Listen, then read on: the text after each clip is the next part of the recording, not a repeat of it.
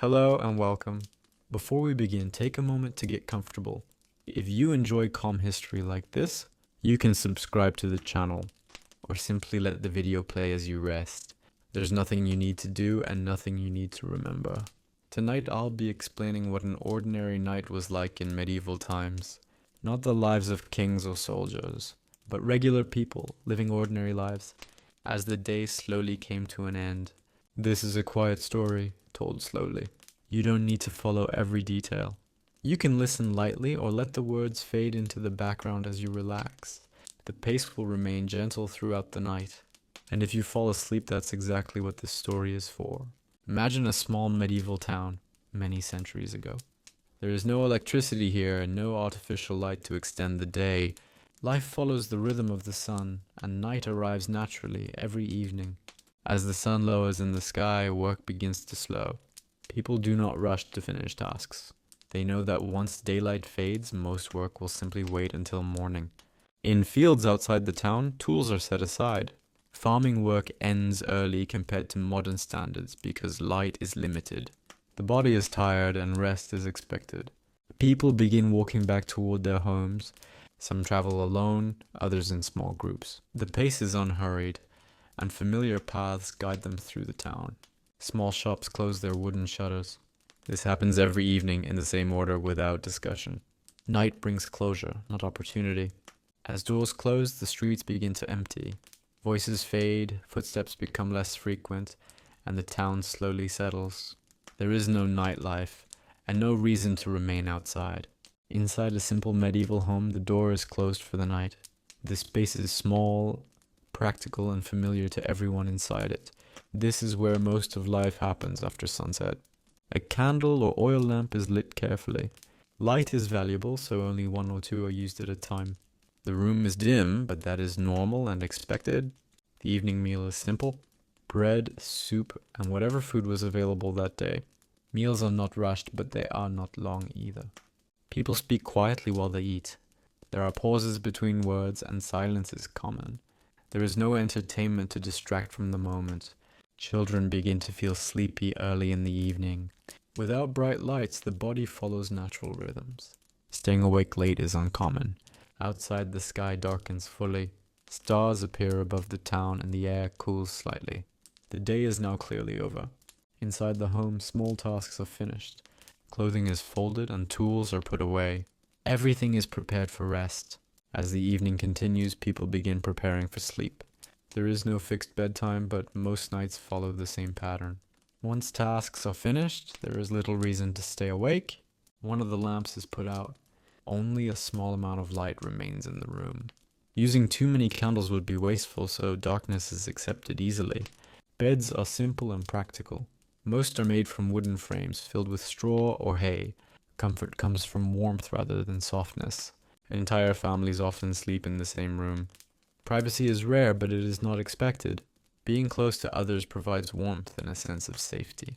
Before lying down, some people pause briefly. They may say a prayer or repeat familiar words. This routine is the same every night and brings comfort. People lie down slowly, adjusting blankets and bedding. The body relaxes as it meets the bed. The sounds of the house become softer. Sleep comes naturally and without effort. There are no alarms or schedules to follow. The body rests deeply during the first part of the night. Outside, the town is now fully asleep. Windows are dark and doors remain closed. Only the quiet presence of buildings remains. A night guard walks through the streets. His role is to watch for fire or trouble, not to hurry. He follows the same route every night. The guard carries a small lantern. Its light moves slowly along the walls as he passes. Most people sleep through his patrol without noticing. Once the guard has passed, the streets return to silence. Nothing else moves. The night continues undisturbed. Many people briefly wake during the night. This was common in medieval times. They might shift position or listen quietly before resting again. After a short waking, sleep returns. This second rest is often lighter but still refreshing. The night passes without concern. Occasionally, small sounds carry through the air. A distant animal, the wind or wood settling in a home. These sounds are familiar and not alarming. Inside some homes, a fire still burns low. It provides gentle warmth and a steady presence. No one watches it closely now. There are no clocks to mark the hours. People do not know exactly how long they have slept. Time is felt rather than counted. The night reaches its quietest point. Most movement has stopped entirely. Rest feels complete and uninterrupted. At this point in the night, most homes remain completely still. People are resting deeply and nothing is expected to happen. Night is not a time of activity, but a time of pause. The fire inside the home continues to burn down slowly. Large flames are gone now, leaving only small, glowing embers. The warmth remains, but it is gentle and steady. Inside the room, breathing can be heard softly. It is slow and even, shared by everyone resting nearby. These sounds blend into the background without notice. Outside, the streets remain empty. No carts pass and no doors open. The town looks the same as it did hours earlier. The night guard pauses briefly during his watch. He listens to the quiet around him, then continues walking. Nothing unusual draws his attention. The lantern's light grows weaker as oil is slowly used up. Its glow is smaller now, but still useful. It marks the guard's presence without disturbing the town. Inside the home, blankets provide warmth against the cool night air. Straw bedding shifts slightly as people settle deeper into rest. Comfort comes from familiarity, not luxury. Hours pass without being noticed by anyone sleeping. There is no signal to mock them. The night moves forward on its own.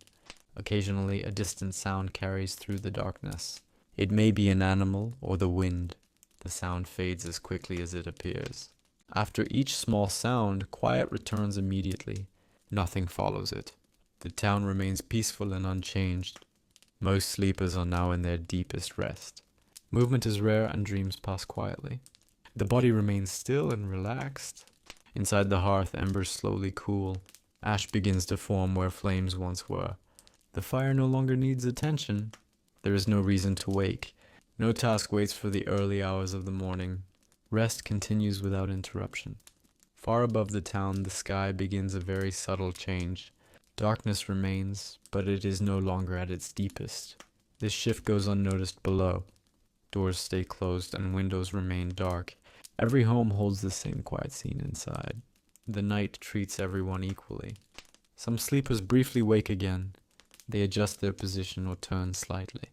Within moments, sleep returns naturally. After this brief waking, the body relaxes once more. There is no concern or restlessness. Sleep continues easily. The medieval night moves forward steadily. Nothing changes quickly. Everything remains calm and predictable. This part of the night is often the quietest. Most people are fully asleep and movement is rare.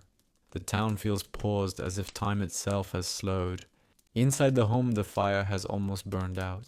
Only faint warmth remains near the hearth. The room stays comfortable even as the light disappears. Most rooms are now completely dark. People are used to sleeping this way. Darkness is normal and does not cause concern. Every home looks the same from the outside. Doors are closed and windows show no light. The town appears peaceful and undisturbed. Any remaining sounds from earlier in the night have faded. Even animals nearby have grown quiet. Silence becomes the dominant presence. Sleep continues without interruption. There are no alarms, no sudden noises, and no bright lights.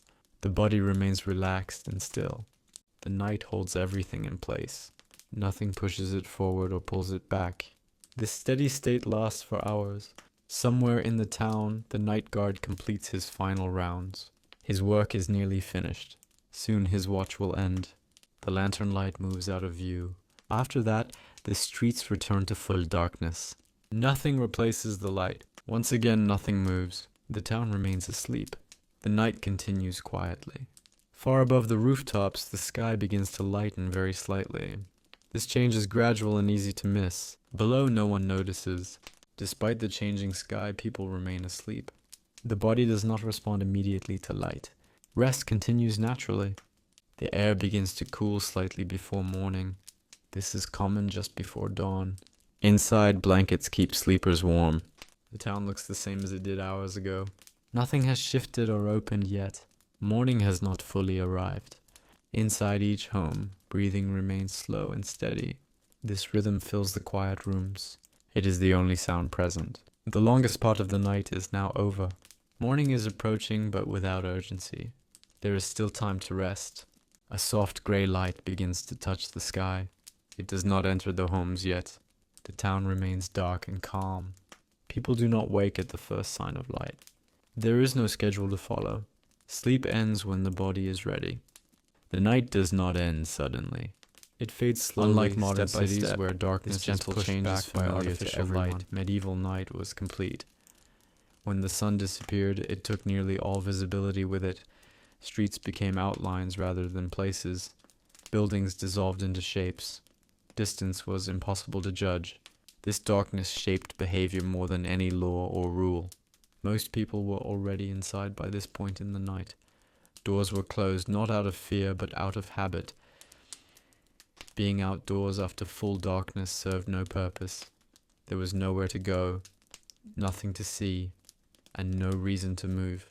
Inside homes, activity was minimal. Fires burned low. Candles, if present, were used sparingly. Light was expensive, and wasting it late at night made no sense. People learned to function with very little visibility. They knew their homes by memory. Movement was slow and careful. There was no rushing. Nothing demanded speed. This lack of urgency is one of the most important differences between medieval night and modern night. Today, even at night, we feel pressure to respond, to check, to be alert. Medieval people did not carry this expectation. Night had a single purpose: rest. That rest did not mean unconsciousness the entire time. It meant withdrawal from effort. The body was allowed to slow down naturally. Most people went to bed earlier than we do today, not because they were more disciplined, but because there was nothing left to do. Darkness ended the day without negotiation. Beds were simple. Comfort came from warmth, not softness.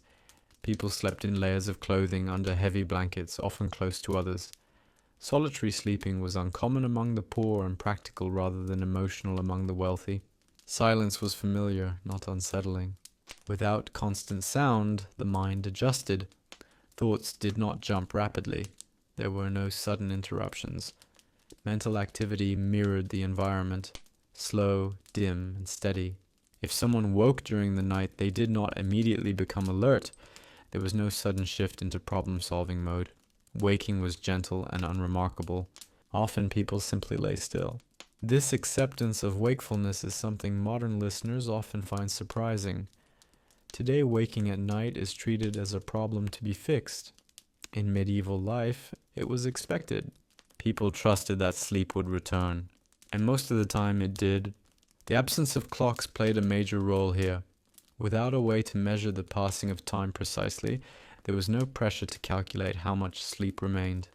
A person did not think in terms of hours lost or gained. They thought in terms of darkness and light. Night was not something to defeat. It was something to pass through. This mindset removed anxiety from rest. Fire, burning quietly nearby, reinforced this sense of continuity. Its soft sound provided a point of focus without demanding attention. It reminded people they were safe, warm, and sheltered. Outside, the town remained unchanged for hours. No movement, no signals, no announcements.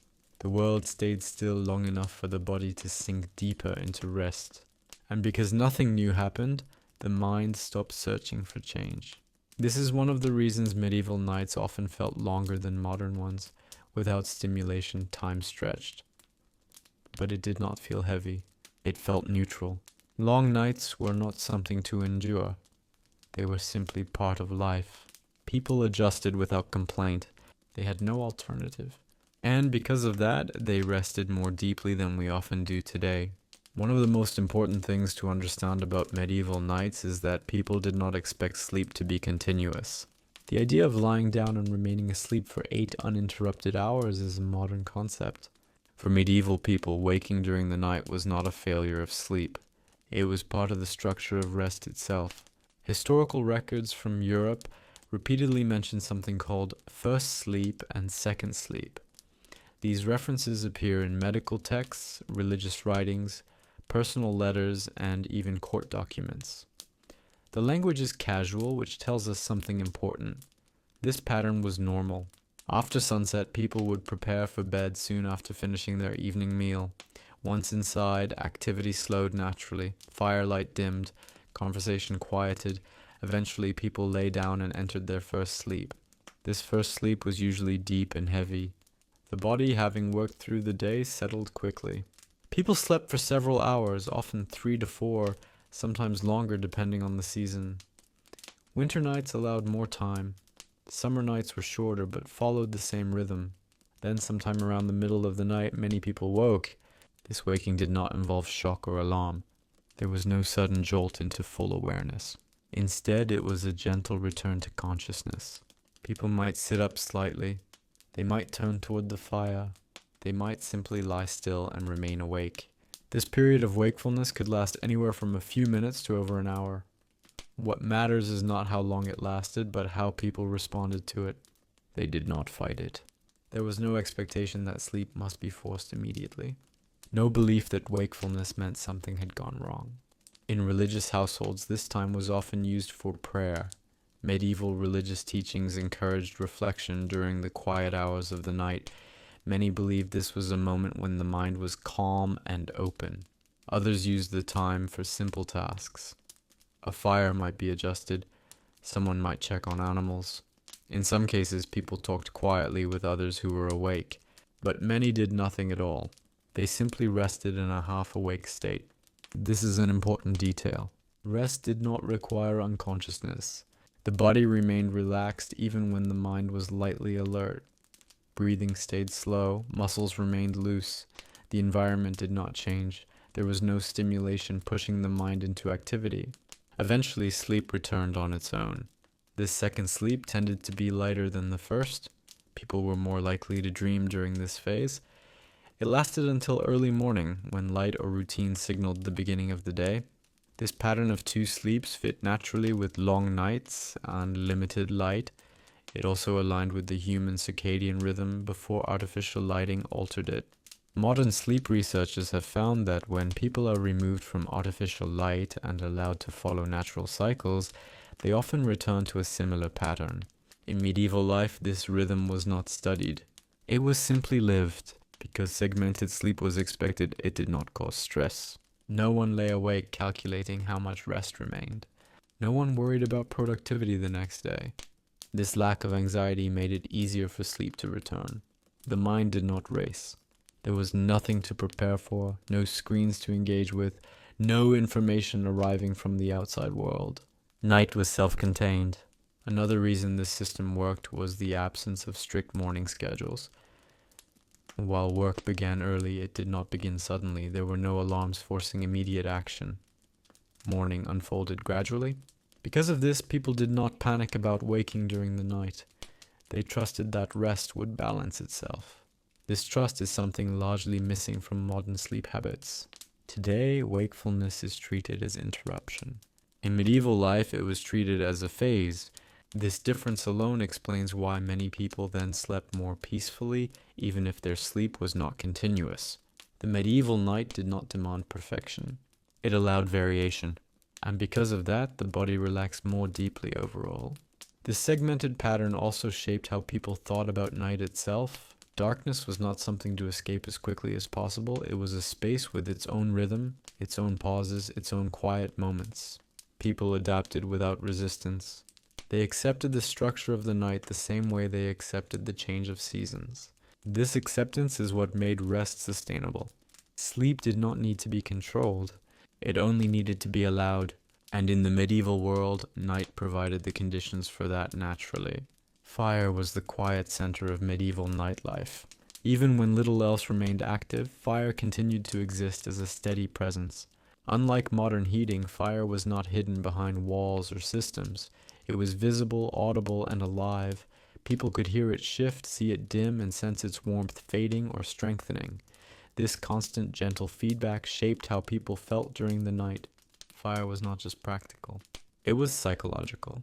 At night, fire represented continuity. It was proof that the home was still active, still protected, still human. Even when everyone slept, the fire remained as a kind of silent companion.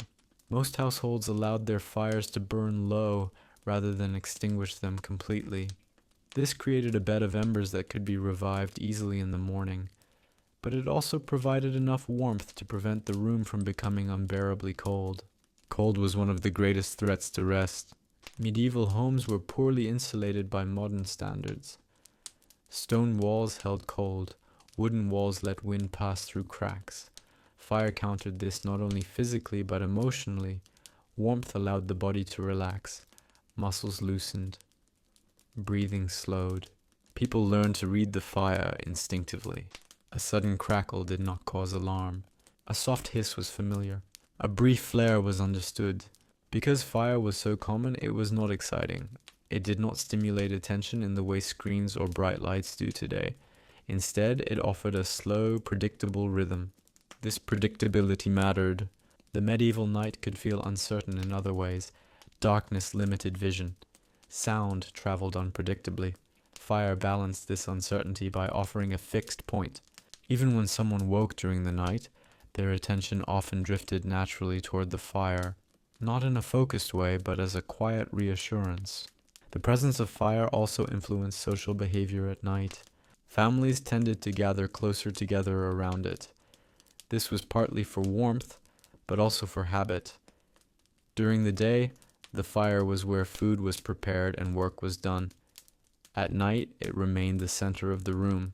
This familiarity made night feel like a continuation rather than a break.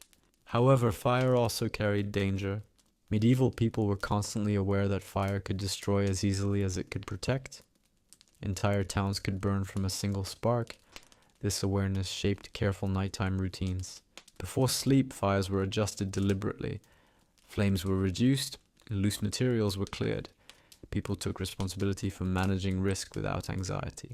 This balance between trust and caution is important to understand. Fire was not feared, but it was respected. That respect extended into the night. People did not leave fires unattended carelessly. At the same time, they did not obsess over them. This balance contributed to psychological calm. Knowing that risk was managed allowed the mind to rest. Another important role of fire at night was light. Even minimal firelight prevented complete darkness. Shadows softened. The room retained shape. People could orient themselves without effort. This reduced disorientation if someone woke. Modern sleep environments often swing between extremes, complete darkness or intrusive light. Medieval homes existed somewhere in between. The low glow of embers provided just enough visibility to ground the mind without stimulating it. This balance helped maintain a half-asleep state during night waking. People could wake without becoming alert. Fire also played a role in social trust.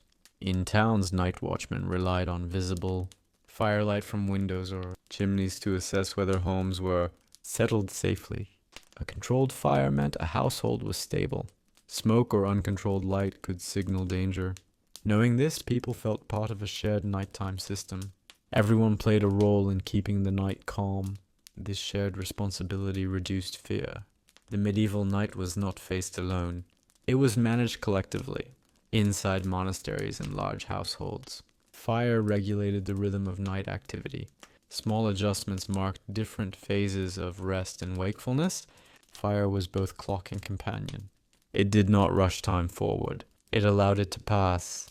From a modern perspective, this may seem primitive, but in reality, it created an environment where sleep was supported rather than disrupted. Fire offered warmth without noise, light without glare, presence without demand.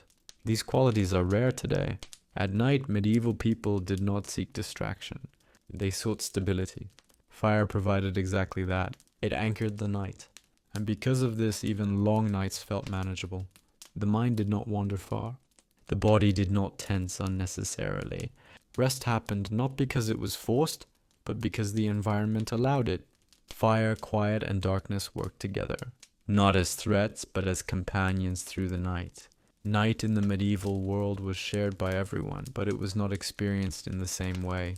Social class influenced where people slept, how they slept, and what kind of rest they could expect.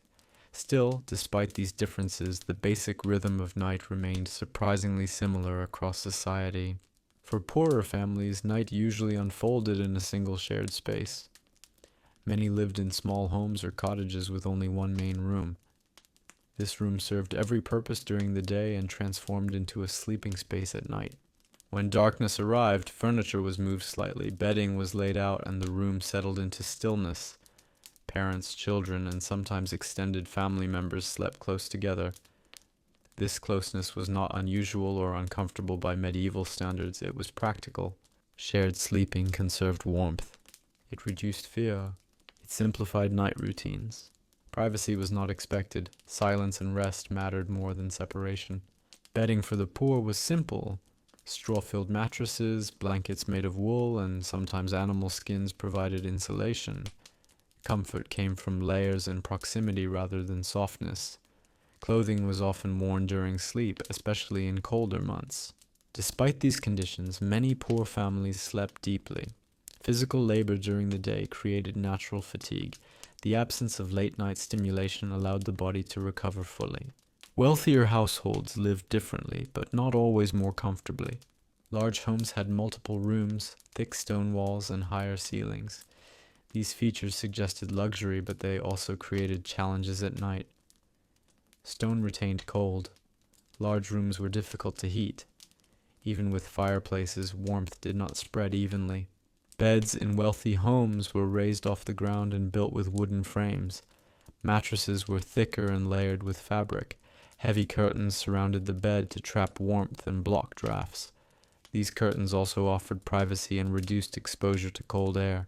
Despite these advantages, wealthy individuals did not always sleep better. Servants often slept nearby or within the same building. Their presence meant that rest was lighter. A call from a master required immediate response, even at night. Responsibility followed people into sleep.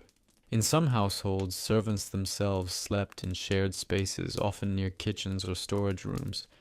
Their sleep was lighter, interrupted, and shaped by duty. This created a quiet hierarchy even at night. Those with responsibility rested less deeply. Those without control rested more fully. Another difference between poor and wealthy nights involved noise. Poor homes were often located near animals. Chickens, livestock, and working animals slept close by. Their movements and sounds were familiar and accepted. These sounds blended into the background and rarely disrupted rest. Wealthier homes were quieter in some ways, but also more isolated. Silence could feel heavier. Large spaces echoed more easily. A single sound might seem louder simply because of emptiness. This is one reason bed curtains were valued. They reduced both cold and sound. Lighting also differed. Poor families relied almost entirely on firelight. Candles were rare. Wealthier homes used candles more often, but still carefully. Even among the wealthy, wasting light was frowned upon. Night was never bright. This limited visibility shaped behavior.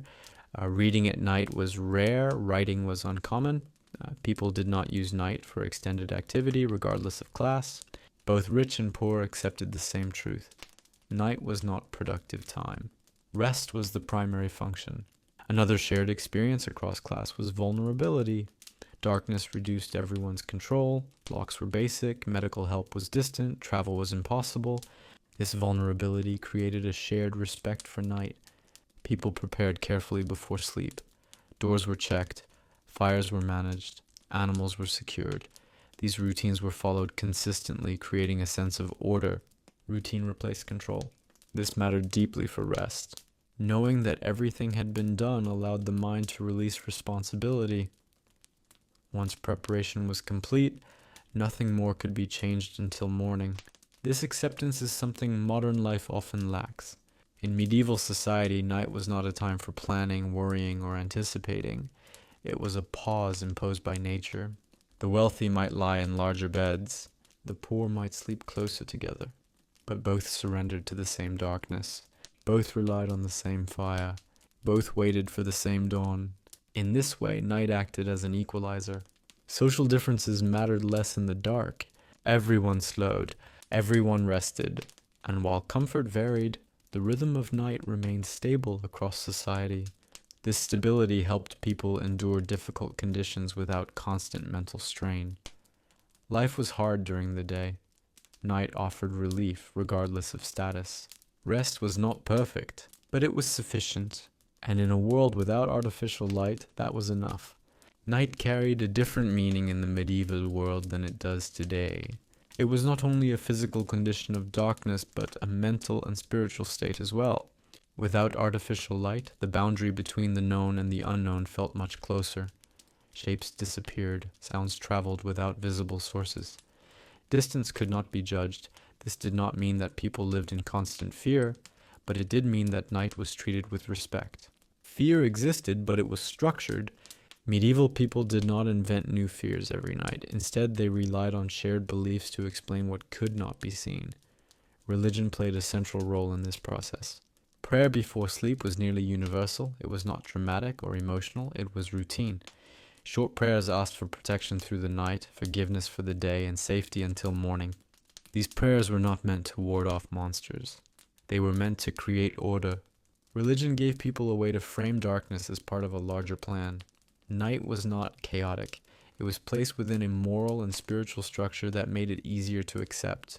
Church teachings often described night as a time of testing, reflection, or humility. This did not mean danger was expected, but that stillness was encouraged. People were taught that excessive activity at night was unwise, quiet was virtuous, rest was proper. This belief reinforced healthy sleep habits without requiring discipline. Fear, when it appeared, was often tied to the unknown rather than specific threats. People worried about illness, sudden death, or fire more than supernatural events. These concerns were realistic in a world with limited medical care and fragile housing. Stories about spirits, demons, or wandering souls existed, but they were not usually told to frighten. They served as explanations for strange experiences, nightmares, sleep paralysis, unexplained sounds, or sudden illness. Importantly, these stories were familiar. The familiar is less frightening than the unexpected. By giving names and narratives to fear, medieval culture reduced its impact. People did not lie awake inventing new anxieties. They relied on established explanations. This reduced mental strain at night. Another key difference from modern fear is the absence of constant information. People did not receive news at night. They did not learn about distant disasters or imagine dangers while trying to rest. Their world was local and contained. What happened during the day stayed in the day. At night, there was nothing new to process. Religion also shaped how people understood dreams. Dreams were not dismissed, but they were not overanalyzed either. Some were seen as messages, others as reflections of the body or mind. This balance prevented obsession. Nightmares happened, but they were interpreted within a familiar framework. A bad dream did not require immediate action. It was discussed calmly, often in the morning, if at all. People trusted that sleep would continue. Fear did not escalate into panic. Another aspect of medieval night psychology was acceptance of vulnerability. People understood that control was limited at night, medical help was unavailable, travel was impossible, emergency response was slow. Rather than resisting this reality, people accepted it. Acceptance reduced anxiety. Modern fear often comes from the illusion of control, the belief that we should be able to manage everything at all times. Medieval people did not carry this expectation. They did what they could before bed and then let the night take its course. Doors were barred, fires were managed, animals were secured, prayers were said. After that, responsibility ended. This mental boundary allowed true rest. Communal living also reduced nighttime fear. Sleeping near others created a sense of shared safety. Even wealthy individuals who slept in larger spaces were rarely completely alone. Sound played an important role here.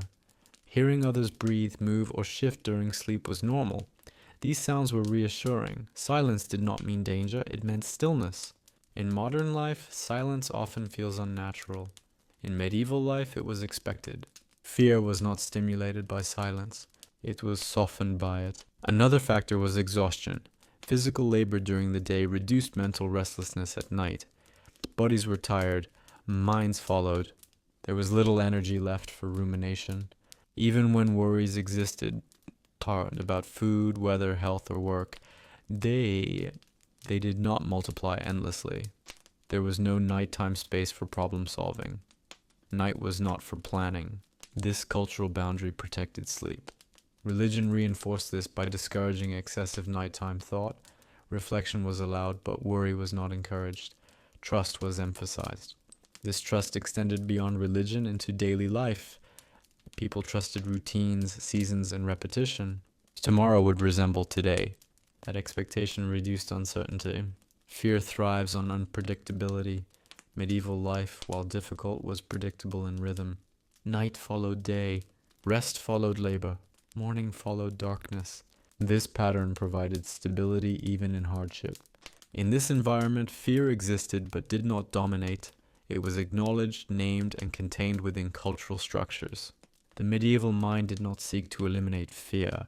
It sought to manage it. And night, rather than amplifying anxiety, often softened it. The combination of ritual, routine, shared belief, and physical fatigue created a mental state well suited for rest. People did not lie awake wondering what might happen next. They trusted the night to pass, and most of the time it did. Night carried a different meaning in the medieval world than it does today. It was not only a physical condition of darkness, but a mental and spiritual state as well. Without artificial light, the boundary between the known and the unknown felt much closer. Shapes disappeared, sounds traveled without visible sources. Distance could not be judged. This did not mean that people lived in constant fear, but it did mean that night was treated with respect. Fear existed, but it was structured. Medieval people did not invent new fears every night. Instead, they relied on shared beliefs to explain what could not be seen. Religion played a central role in this process. Prayer before sleep was nearly universal. It was not dramatic or emotional, it was routine. Short prayers asked for protection through the night, forgiveness for the day, and safety until morning. These prayers were not meant to ward off monsters. They were meant to create order. Religion gave people a way to frame darkness as part of a larger plan. Night was not chaotic. It was placed within a moral and spiritual structure that made it easier to accept. Church teachings often describe night as a time of testing, reflection, or humility. This did not mean danger was expected, but that stillness was encouraged. People were taught that excessive activity at night was unwise, quiet was virtuous, rest was proper. This belief reinforced healthy sleep habits without requiring discipline. Fear, when it appeared, was often tied to the unknown rather than specific threats. People worried about illness, sudden death, or fire more than supernatural events. These concerns were realistic in a world with limited medical care and fragile housing. Stories about spirits, demons, or wandering souls existed, but they were not usually told to frighten. They served as explanations for strange experiences, nightmares, sleep paralysis, unexplained sounds, or sudden illness. Importantly, these stories were familiar. The familiar is less frightening than the unexpected. By giving names and narratives to fear, medieval culture reduced its impact. People did not lie awake inventing new anxieties. They relied on established explanations. This reduced mental strain at night. Another key difference from modern fear is the absence of constant information. People did not receive news at night. They did not learn about distant disasters or imagined dangers while trying to rest. Their world was local and contained. What happened during the day stayed in the day. At night, there was nothing new to process. Religion also shaped how people understood dreams. Dreams were not dismissed, but they were not overanalyzed either. Some were seen as messages, others as reflections of the body or mind. This balance prevented obsession. Nightmares happened, but they were interpreted within a familiar framework. A bad dream did not require immediate action. It was discussed calmly, often in the morning, if at all. People trusted that sleep would continue. Fear did not escalate into panic. Another aspect of medieval night psychology was acceptance of vulnerability. People understood that control was limited at night, medical help was unavailable, travel was impossible, emergency response was slow. Rather than resisting this reality, people accepted it. Acceptance reduced anxiety. Modern fear often comes from the illusion of control, the belief that we should be able to manage everything at all times. Medieval people did not carry this expectation. They did what they could before bed and then let the night take its course. Doors were barred, fires were managed, animals were secured, prayers were said. After that, responsibility ended. This mental boundary allowed true rest. Communal living also reduced nighttime fear. Sleeping near others created a sense of shared safety. Even wealthy individuals who slept in larger spaces were rarely completely alone. Sound played an important role here. Hearing others breathe, move, or shift during sleep was normal. These sounds were reassuring. Silence did not mean danger, it meant stillness. In modern life, silence often feels unnatural. In medieval life, it was expected. Fear was not stimulated by silence, it was softened by it. Another factor was exhaustion. Physical labor during the day reduced mental restlessness at night. Bodies were tired, minds followed. There was little energy left for rumination. Even when worries existed, about food, weather, health, or work, they did not multiply endlessly. There was no nighttime space for problem solving. Night was not for planning. This cultural boundary protected sleep. Religion reinforced this by discouraging excessive nighttime thought. Reflection was allowed, but worry was not encouraged. Trust was emphasized. This trust extended beyond religion into daily life. People trusted routines, seasons, and repetition. Tomorrow would resemble today. That expectation reduced uncertainty. Fear thrives on unpredictability. Medieval life, while difficult, was predictable in rhythm. Night followed day. Rest followed labor. Morning followed darkness. This pattern provided stability even in hardship. In this environment, fear existed but did not dominate. It was acknowledged, named, and contained within cultural structures. The medieval mind did not seek to eliminate fear. It sought to manage it. And night, rather than amplifying anxiety, often softened it. The combination of ritual, routine, shared belief, and physical fatigue created a mental state well suited for rest. People did not lie awake wondering what might happen next. In the medieval world, night did not feel the same throughout the year. Seasonal change had a direct and powerful influence on how people experienced darkness, rest, and time itself. Without artificial lighting to control daily schedules, people lived in close alignment with the sun. As the length of the day changed, so did the structure of life, especially at night. Winter nights were long, very long. In the depths of winter, darkness arrived early and stayed until late morning. This created extended periods of rest but also demanded patience. People adapted by slowing down rather than resisting. During winter, households often went to bed shortly after sunset. There was little reason to remain awake. Cold discouraged movement. Firelight was conserved. Activity condensed into daylight hours. At night, families gathered closer together for warmth. Beds were shared more frequently. Blankets and layered clothing became essential. Fire was managed carefully to last through the night without becoming dangerous. The body responded naturally to these conditions. Long nights encouraged longer rest. Even with segmented sleep, people spent more total time in bed during winter. This allowed recovery from the physical strain of the year's work. Winter sleep was deeper and heavier. Movement slowed. Breathing became steady. The cold quieted the environment further. Animals were still. Wind was often the only sound. The mind followed the environment. There was less mental activity, fewer distractions, fewer decisions. People did not fight the length of winter nights. They accepted them as part of the season. Summer nights, by contrast, were shorter and lighter. Darkness arrived later and faded earlier. Even at night, there was often some ambient light from the moon or stars. Windows were opened more frequently. Air moved through homes. Heat created discomfort rather than cold. Fires were smaller or extinguished entirely. Insects became part of the nighttime soundscape.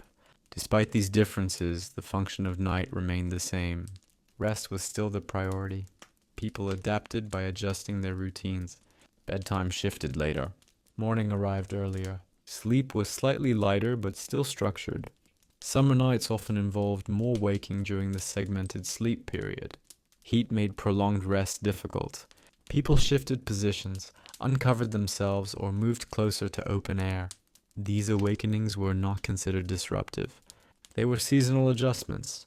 Because medieval people expected change, they did not experience frustration when sleep differed from winter patterns. They understood that the body adapted to environment. This acceptance prevented stress. Another seasonal factor was labor. Summer days were physically demanding. Agricultural work intensified. Harvest periods required long hours. This physical exhaustion balanced shorter nights. Winter days, while shorter, often involved less strenuous work. This balanced longer nights. The body found equilibrium across the year. Seasonal rhythm also influenced emotional experience of night. Winter nights were associated with stillness and introspection. Storytelling, prayer, and quiet conversation sometimes filled early evening hours before sleep. Once in bed, people rested deeply. Summer nights felt more open. Sounds carried further. Air moved.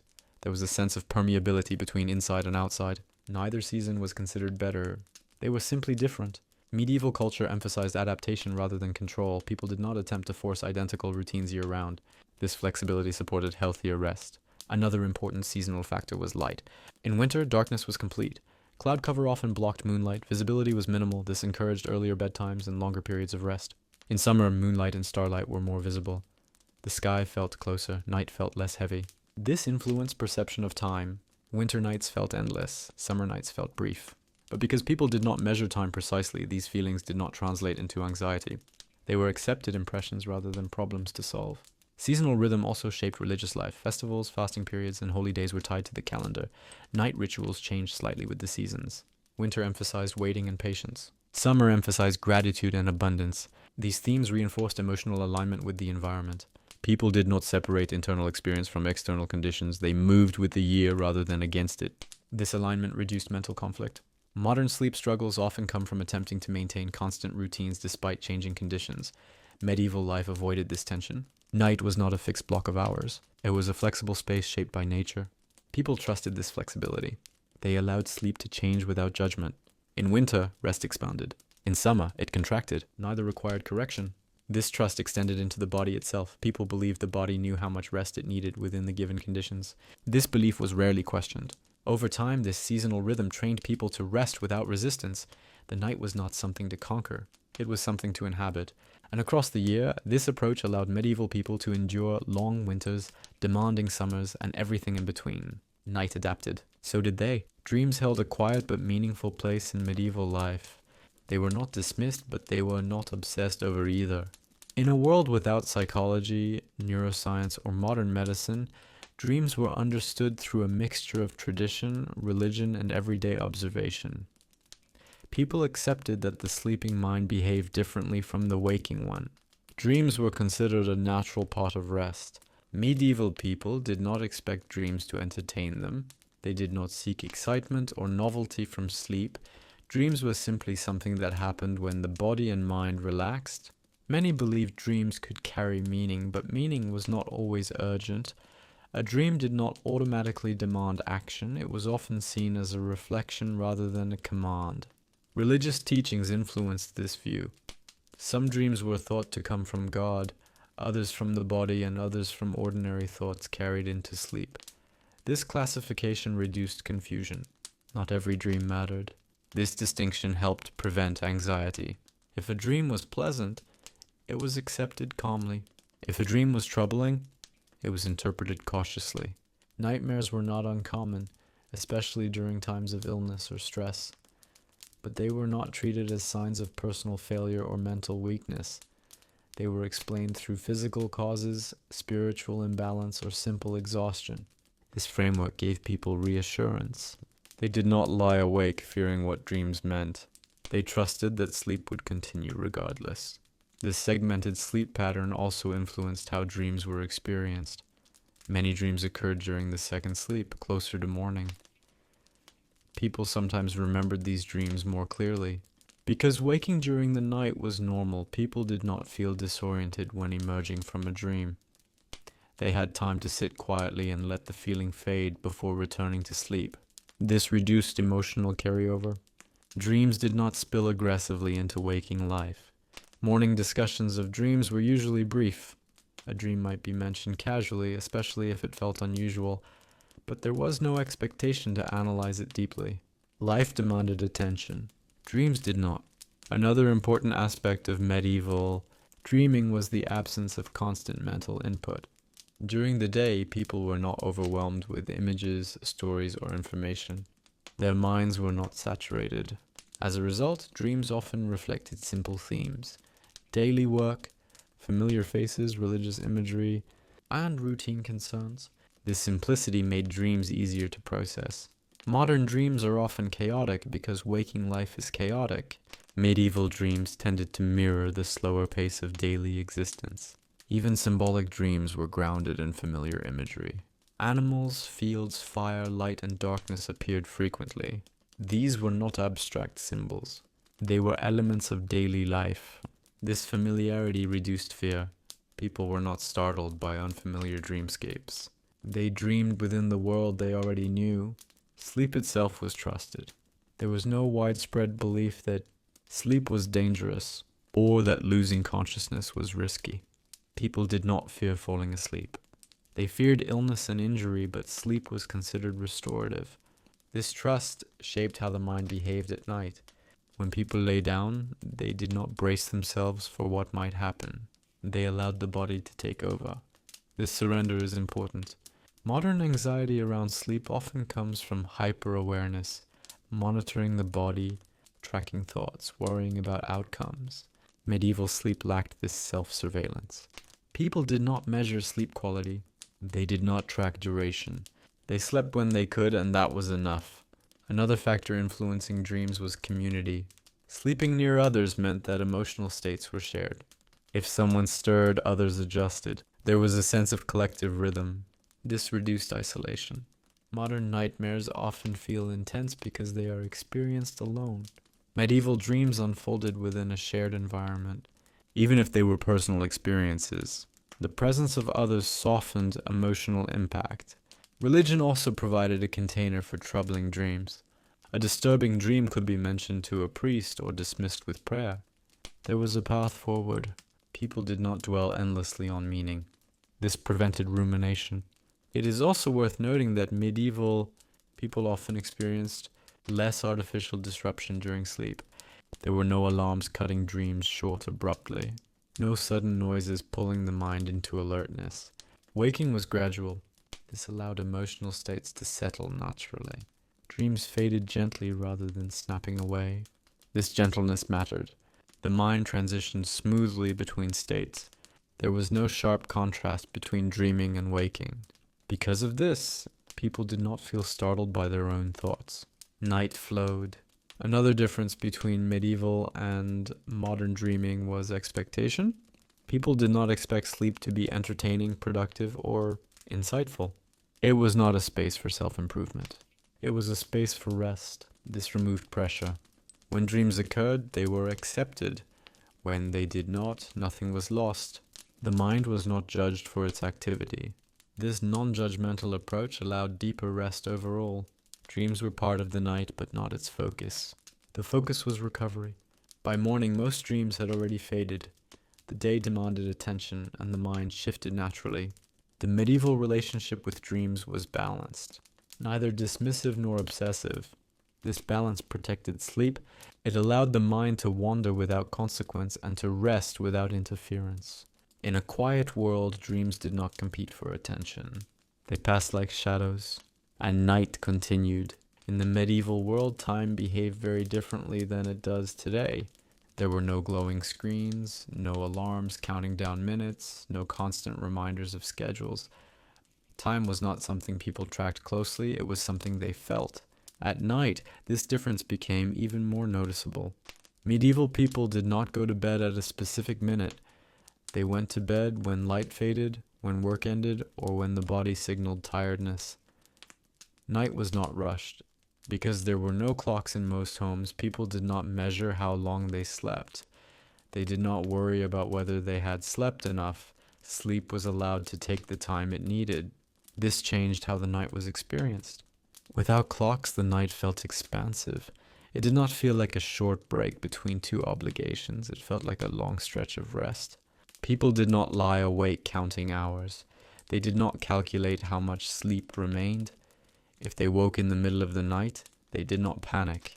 They simply existed in that moment. This lack of urgency made the night feel calmer. Time at night moved slowly, but not in an uncomfortable way.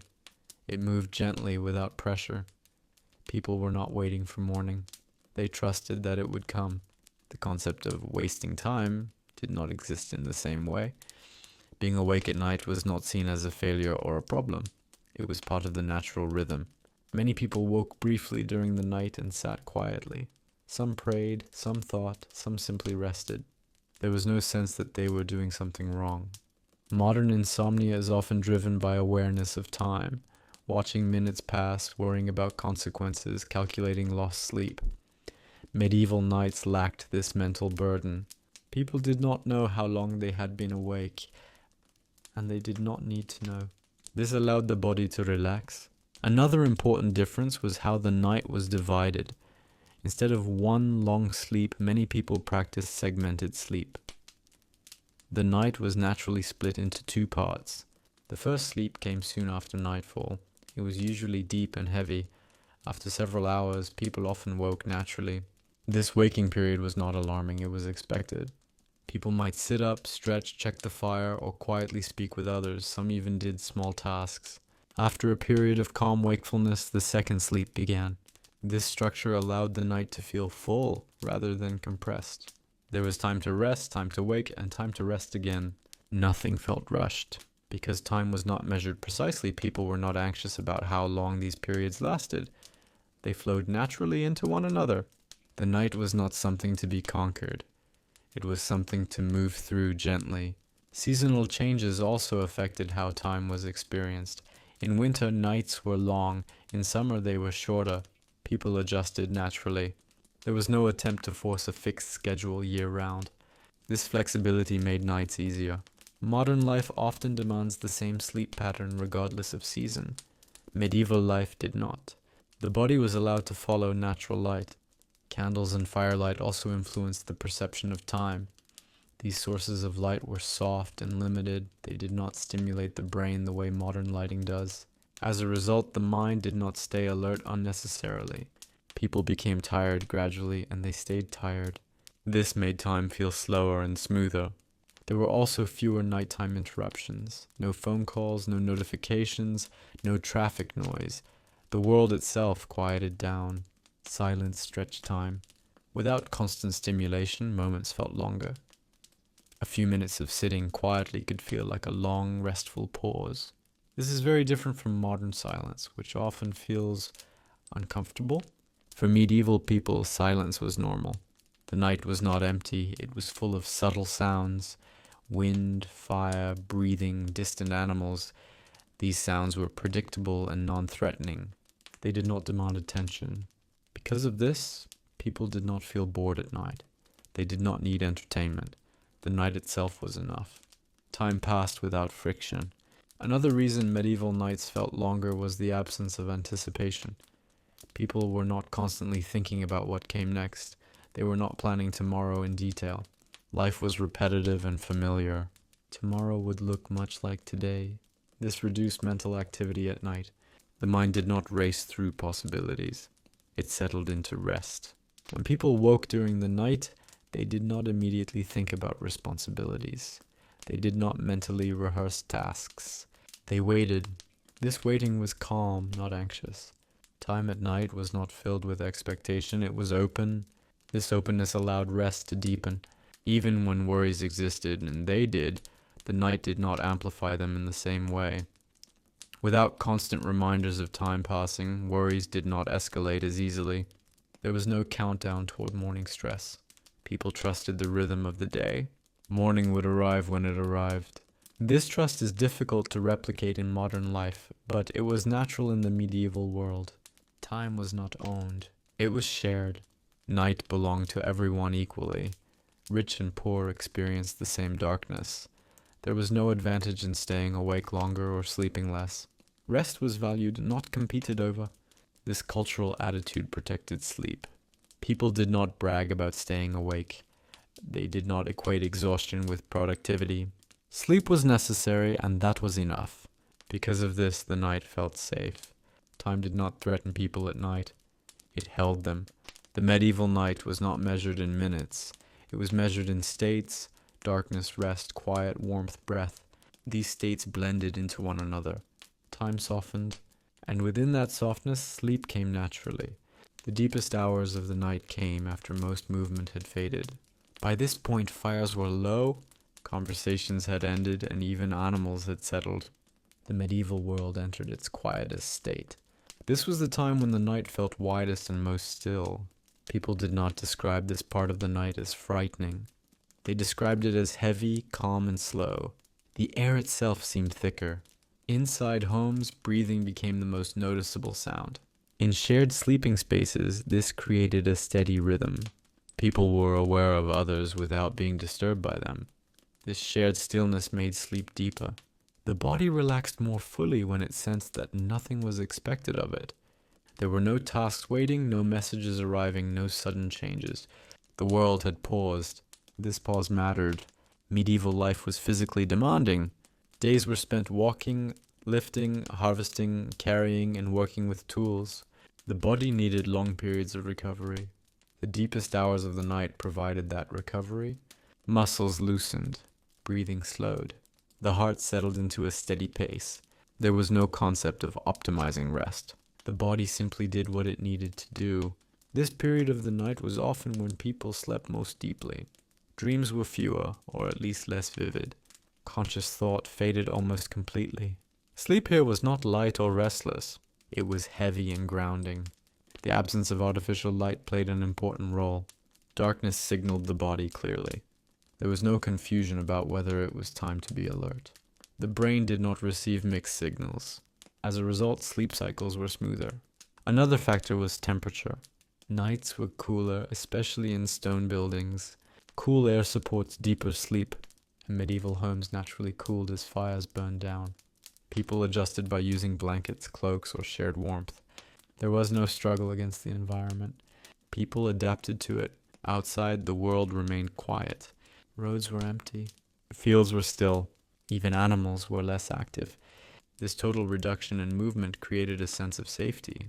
Danger was less likely when nothing was moving.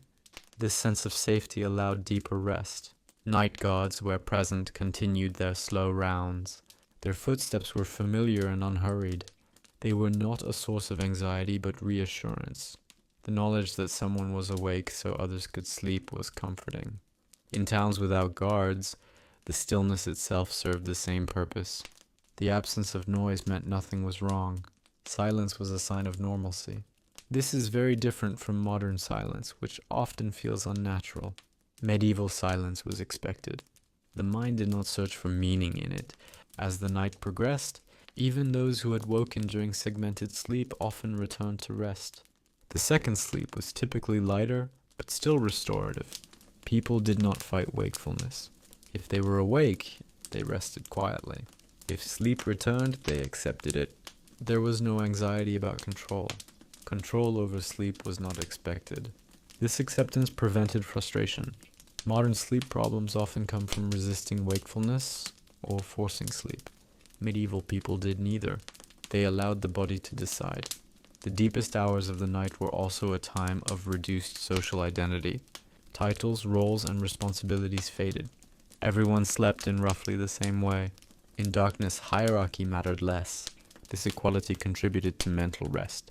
People were not performing for anyone. They were not being observed. The night removed social pressure. Thoughts became simpler. Worries did not disappear completely, but they softened. Without stimulation, the mind returned to basic concerns. Warmth, comfort, breath. Complex problems were left for daylight. This separation between night and day protected mental health. Night was not a time for solving problems. It was a time for endurance and recovery. Another important aspect of the deepest night was routine. Because life changed slowly, nights were predictable. This predictability calmed the nervous system. People knew what the night would be like. There were no surprises. The brain did not stay alert in anticipation of change. This predictability is something modern life lacks. In medieval life, the night was one of the most stable parts of the day. Daytime could bring uncertainty, weather, work, illness. Night was almost always the same. Dark, quiet, still. This reliability built trust. Trust allowed deeper sleep. As the night continued, the body naturally began preparing for morning. Even before light appeared, hormones shifted. Temperature changed slightly. People were not aware of this consciously. They did not track it. The body knew what to do. There was no alarm to interrupt this process. Waking happened gradually. Before waking fully, people often experienced a light sleep phase. Thoughts drifted slowly. Awareness returned gently. There was no sudden transition. This gentle return reduced stress. Modern alarms create shock. Medieval mornings did not. Even before dawn, subtle changes signaled the approach of day. The air shifted. Sounds changed slightly. Birds stirred. These cues were soft. The body responded without tension. By the time light appeared, many people were already near waking. Rising felt natural, not forced. This completed the night cycle. The deepest hours of the medieval night were not dramatic or mystical. They were functional and necessary. They existed to restore the body and quiet the mind. People did not romanticize them. They respected them. Night was not something to conquer or escape. It was something to move through slowly. In this slow movement, the medieval world found rest. And in that rest, life continued.